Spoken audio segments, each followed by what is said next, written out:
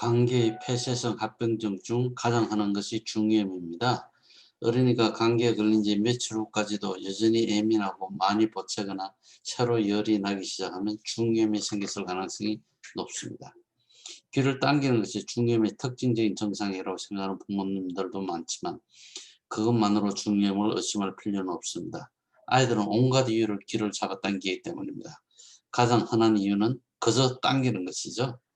중이염은 어린이들이 경구용 항생제를 처방받는 가장 흔한 이유입니다. 대부분 중이염에 걸리면 의사를 만나야 합니다.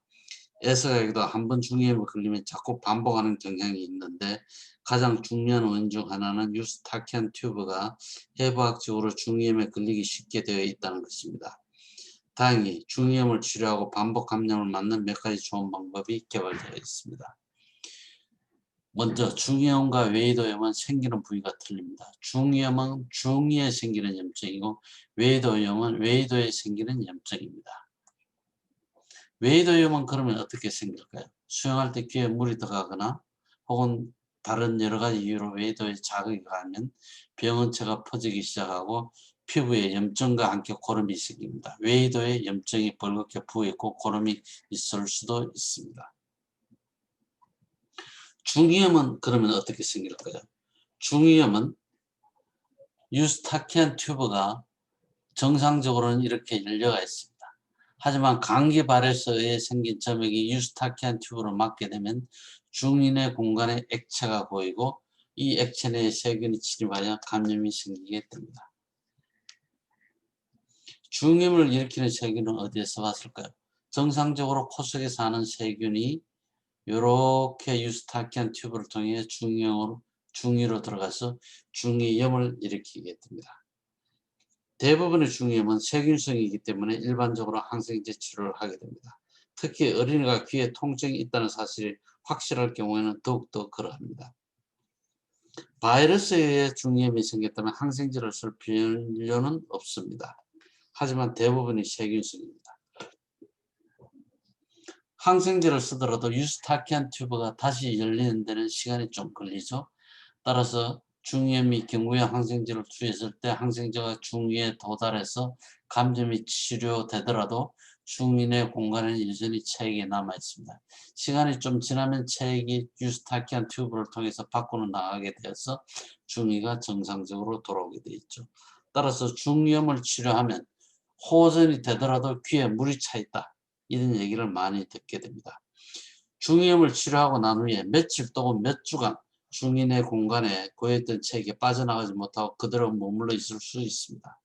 이렇게 체액이 계속 고여있게 되면 또 다른 중이염이 생길 수도 있지만 대부분 시간이 지나면 다 유스타키안 튜브가 다시 열려 고여있던 체액이 빠져나가게 됩니다.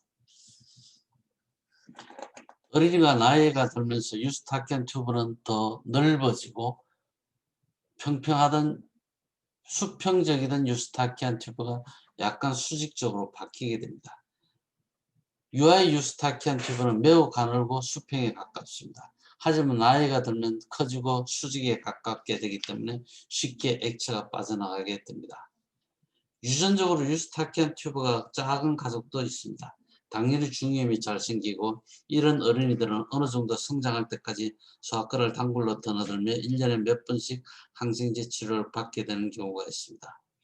이들 중 많은 수가 결국에 고막에 압력 평형 튜브 이간이라고 합니다.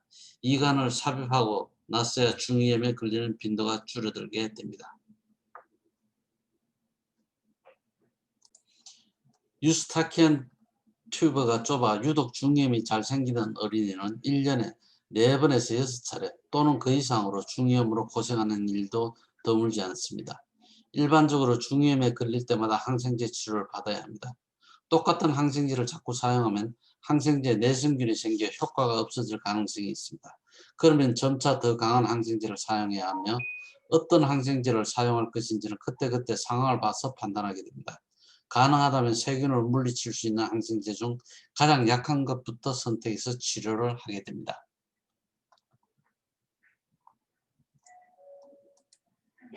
보통 중이염은 감기로 시작하죠.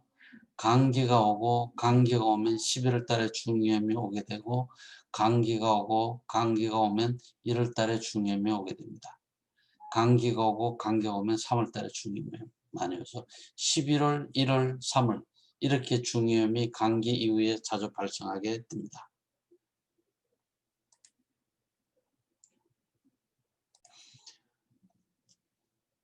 감기에 걸린 후 중염으로 진행하는 것은 하루 이틀만 해도 일어날 수 있지만 1, 2주에 걸쳐서 일어나기도 합니다. 의사를 만나 바이러스 감기를 본 중염이 아니라고 진단받은 어린이가 하루 만에 중염이 생기는 경우도 흔합니다. 겨울을 나는 동안 중이 내 공간에 책이 찼다 빠졌다를 반복하는 경우도 있습니다.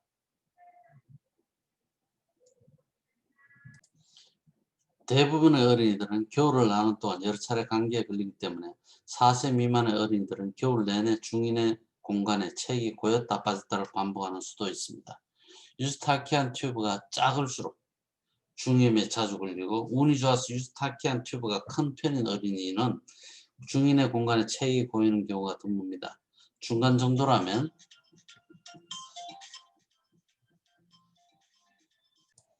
유스타키안 튜브가 중간 정도이면 겨울 내내 책이 고였다 빠졌다 반복할 수도 있고 작은 경우는 겨울 내내 중임이 반복되면 항상 중인의 공간에 책이 고여 있게 됩니다. 중인의 공간에 책이 고여 있는 시간이 길수록 중임에 걸릴 가능성이 높습니다. 하지만 일부 어린이들은 중임에 생기지 않은 채로 수주 동안 수개월간 중인의 공간에 책이 고여 있는 경우도 있고 반대로 책이 고여 있는 상태에서 하루 만에 중임이 생기는 경우도 드물지 않습니다. 종종 부모님들은 중이에 체액이 고였을 때 항생제를 써서 치료하면 중이염을 예방할 수 있다고 생각합니다. 하지만 수많은 연구를 통해서 이런 식으로 항생제를 써도 중이염에 걸리는 횟수가 줄지 않습니다. 더욱이 이렇게 항생제를 자주 사용하면 정말로 중이염에 걸렸을 때 항생제 내성균이 생겨 더 어려운 상황을 맞게 될 수도 있습니다.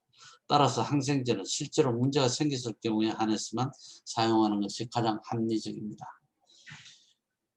중이염이 일단 생기면 부어있던 유스타키안 튜브가 완전히 원래 상태로 돌아가서 책 배출 능력을 회복하는 데는 시간이 꽤 걸리게 됩니다.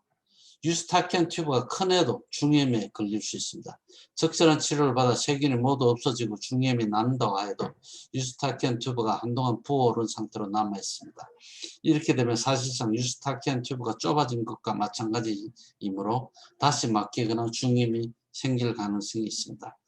두들이 될 때까지 단 한 번도 중이염을 앓지 않았던 어린이가 느닷없이 서너 번 연속 중이염에 걸린 이유가 여기에 있습니다. 사실 이런 일을 매우 흔하면 특별히 걱정할 필요가 없습니다. 유스타키안 튜브가 완전히 가라앉아 정상 크기와 기능을 회복하면 체액이 적절히 배출되고 중이염이 반복되는 일도 적어집니다. 하지만 유스타키안 튜브가 완전히 정상으로 돌아가려면 몇 개월간 감기에 걸리지 않아야 합니다. 겨울 들어 중이염이 계속 반복되다가 봄이 되면 좋아졌다는 경우가 바로 여기에 해당합니다.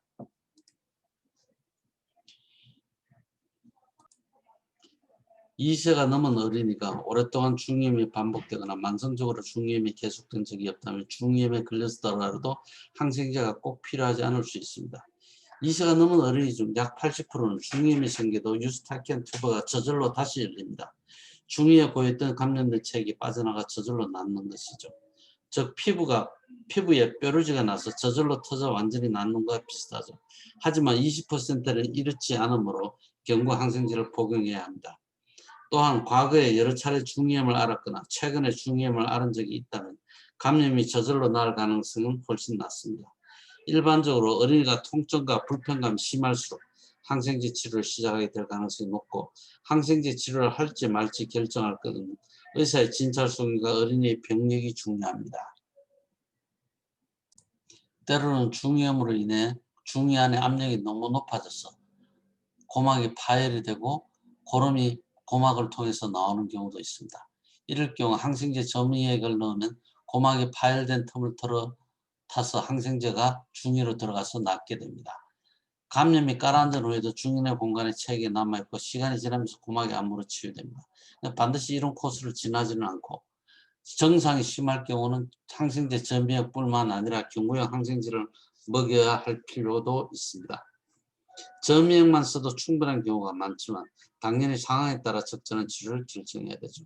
감염을 치료한 이후에도 유스타키안 튜브가 한동안 막혀있기 때문에 중이염이 반복되기가 쉽고 시간이 지나면 유스타키안 튜브가 반드시 다시 열리고 귀도 정상 상태로 돌아가게 됩니다.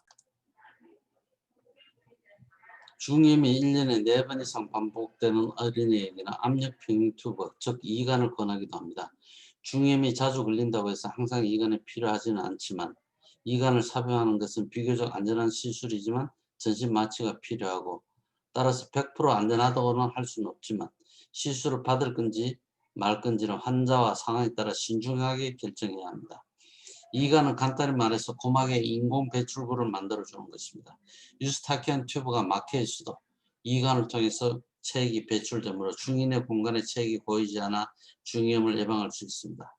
알레르기와 감기는 모두 콧물과 코막힘을 동반하고 따라서 유스타키안 튜브가 막혀 중이염을 유발할 수 있습니다. 물론 감기가 훨씬 더 흔하며 20세 미만 어린이에서는 특히 더 그렇습니다. 일부 의사들은 이관 시술을 받기 전에 유스타키안 튜브의 폐쇄를 되돌릴 수 있는지 알레르기 약을 써보기도 합니다. 물론 이관을 갖고 있어도 중이염이 걸릴 수가 있습니다. 물이 이관을 통해 빠져나오고 일부 체액은 중이 안에 공간에 남게 되는데 남아있는 체액에 세균 감염이 발생해서 고름이 이관을 통해 나오는 경우도 있습니다. 즉 중이염이 이관을 시술을 받더라도 걸리는 수가 있습니다.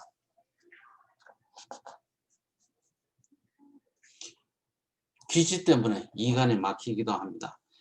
유스타키안 튜브가 이래 막혀 있고 이관이 꼽혀가 있습니다. 이관이 기지 때문에 막히게 되면 중인의 공간에 체액이 고이고 감염이 생기는 수도 있습니다.